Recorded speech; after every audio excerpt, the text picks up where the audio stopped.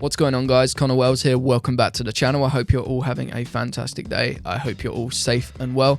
In this video, we're going to be talking about editing and the process of editing. Aside from taking photos and actually being there on the shoot, editing photos are probably the most important part of the job. And if you are in the wrong mindset or are distracted, you're not going to be working at your best and you're not going to be delivering the best results. So I'm going to be going over my usual editing workflow and you know how I stay focused when it comes to editing photos. So yeah, let's roll the intro.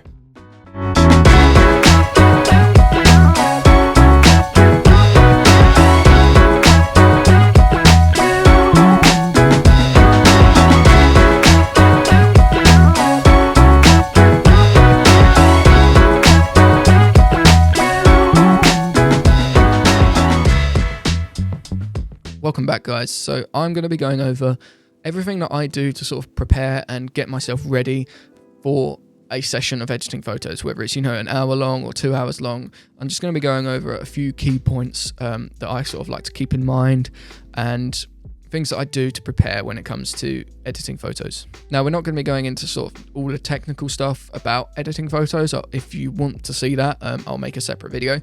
Let me know in the comments below. But I'm going to be going over my process of what I do during, in between, and all that sort of stuff of editing photos. And it also doesn't really matter what editing software you use. I mean, I'm pretty sure most people use Lightroom, either variation of it. I use Lightroom CC, the Creative Cloud. I don't really use Lightroom Classic at all. I prefer Lightroom CC, the interface and dashboard of it. It's just a lot easier to manage, and the fact that it's all stored on the cloud is perfect for me when editing on my mobile as well, because I edit on my phone as well. Always handy. So I think the first thing, speaking of phone, is turn off all distractions. If you can, put your phone in a different room. It is incredibly easy to hear that ding go off and just go to reach for your phone, just see who it is. Is it an email? Is it a message? You know, is it calendar? You know, whatever it is, it doesn't matter.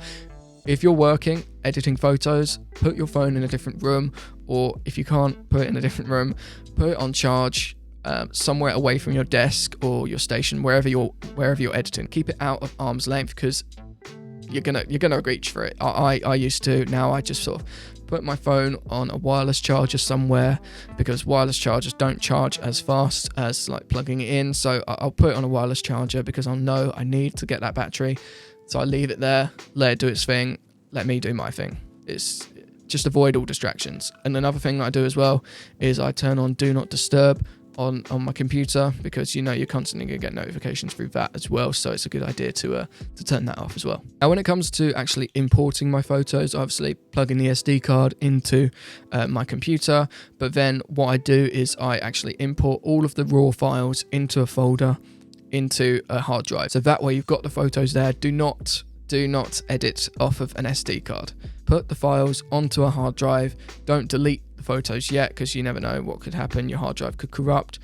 But basically, make sure you've always got 2 copies of the raw files whilst you're editing as well. So just something to keep in mind. Now, I import them into Lightroom. That can take, you know, a few minutes. So, you know, I'll just go and get a drink, get any snacks and food that I want during the time, because it's good to sort of stay topped up with those sorts of things. And then once all of the photos have imported and processed, then I get into editing. And like I said, whilst the photos are importing, I get a drink. I also as well choose something to listen to. I can't really edit photos without any sort of sounds going on. So when I'm editing photos, it switches up every so often. Sometimes I'll listen to a podcast. I'll leave a few podcasts that I listen to in the description below. But most of the time, I just listen to a few playlists of lo-fi hip-hop. Lo-fi beats are just my favorite. As you can tell, most of the music in the background, if you can hear that, of my videos is pretty much lo-fi and chilled beats. I'll leave a few playlists for Spotify in the description below that I like editing to. There's Spotify's one, lo-fi chill, there's color grade and chill. There's loads, but I just like having something to listen to whilst I'm editing. If you want me to make a video of me just literally editing photos to lo-fi beats, let me know, because that's something I'd be really up for doing. Let me know in the comments. Now, when it comes to editing, I'm not going to dive too deep into my editing process, but I usually start with a preset. I've got about 3 or 4 of my own presets that I'm making. They're not for sale yet, but I will be making a preset pack when the time comes, when I'm ready to release them. But presets are a very good starting point for photos. Don't be lazy and just go through each photo and stick a preset on. It's not a good way to edit. It's bad practice. There's always going to be adjustments you need to make, so don't just throw on a preset. Or same with videos, don't just throw on a LUT and think that's color grading, because it's not. Take your time to edit the photos, because a preset isn't the be all and end all. You know, you've got to adjust skin tones. You know, you can actually really get creative just by working off of a preset. They're, like I said, they're a good starting point. But depending on the photo and what kind of shoot I'm doing, sometimes I won't even use a preset and I'll just do it all manually. I'm not going to dive too deep into it, but my usual editing process is I'll start by adjusting the crop. If it's for Instagram, I'll crop it 4:5. If it's a thumbnail, 16:9. And, you know, I just adjust the crop, straighten it out and everything, make sure everything's sort of level. Particularly if it's like a landscape, I want it all to be level. Then I'll adjust the exposures and the tones, adjust the white balance and color as well, make sure it's not too saturated. Then apply local adjustments and noise reduction if it's needed. Sometimes it's not. If you're shooting on a bright sunny day or, you know, golden hour, you might not need noise reduction. But if you're shooting something low light, then yeah, maybe a bit of noise reduction. Then I'll apply a bit of sharpening. Don't go overboard with sharpening, and maybe a bit of grain depending on the shoot as well. And then the last few things is I'll go over and retouch skin. So if there's, you know, any blemishes or anything that needs sort of smoothing out and stuff like that, I'll go over. Little tip there, use the brush tool and reduce the clarity and a little bit of texture, and then just brush the person's face or arm, skin, whatever it is, and it will just make the skin appear a little bit softer than it is. And that's my usual editing workflow and process.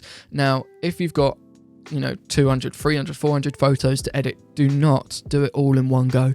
Do not just sit there from, you know, 8 in the morning till like 12 in the afternoon just editing photos. Don't do it for like 2 or 3 straight hours. Take regular breaks, you know, stretch your legs, go outside, go for a little walk, whatever you need to do. Like I said, I listen to a podcast or I listen to lo-fi beats whilst I'm editing. You know, take a regular break, because, you know, you're gonna get tired and you won't be editing at your best if, you know, if your eyes are getting heavy. So make sure you take, you know, regular breaks. And that is pretty much my editing workflow. That's what I do when I'm editing photos, preparing for editing photos, and during, really. Obviously, everybody's different. It's an art form. It is an art form, and everyone performs their art differently. It's the same with music. You could be, you know, a DJ. You could be a metal guitarist. You know, whatever. It's still art, and it's to everybody's preference, really. And that's just my workflow. That's how I like to work. So I hope you enjoyed this video. Hopefully that gave you a little bit of insight and a few bits of advice of when it comes to editing, and, you know, what you should do, what you shouldn't do, and, you know, just a bit of advice. Thank you very, very much for watching. Don't forget to like, share, comment, and subscribe, and I'll see you guys in the next video. Peace.